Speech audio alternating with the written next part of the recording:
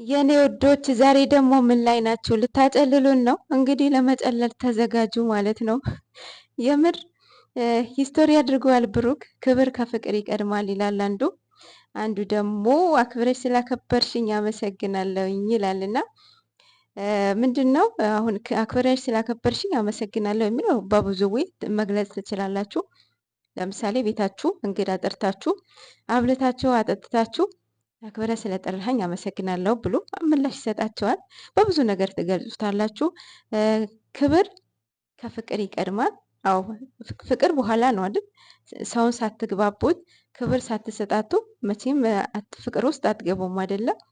ይህንንም ከብዙ ነው መግለጽ ትችላላችሁ ማለት ነው። ይሄ ሁሉ ፕሮቴክት የሚያደርገው ፍቅር ነው። ፍቅር ይቅርባይ ነው። ፍቅር አሸናፊ ነው። ፍቅር ቻይ ነው። ፍቅር ይቅርባይ ነው። ፍቅር ትዕግስተኛ ነው። ፍቅር ኧረ በስመ አብ ብዙ መጽሐፍ ቅዱስ የምታነቡ ሰዎች ማለት ነው። እና ብዙ ነገር ፕሮቴክት የሚያደርገው ፍቅር ነው ማለት ነው። አሁንም ብሩክ ያለማየሁ ልጅ መታገስ አለብህ። ታገስ። ፍቅር አሸናፊ ነው። ለፍቅር የምትከፍሉትን መስዋዕትነት ማርያምን እንደ ትንሽ ዋጋ አትቁጠሩት። በጣም በጣም ዋጋ ስጡት።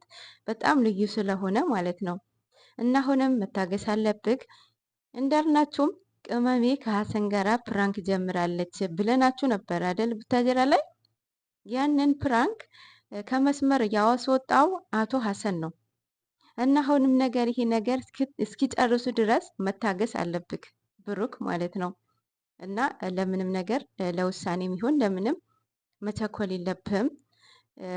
ለፍቅር ነው የምትከፍለው መስዋዕትነት፣ የምትወዳትን የምታፈቅራትን ፍቅረኛ ከዛም አልፎ ሚስት፣ የአራት ልጆች እናት መስዋዕትነት መክፈል አለብህ። መስዋዕትነት ማለት ነው። እና እንዲህ በቀላሉ መሸነፍ የለብህም። እጅ መስጠት የለብህም የምር።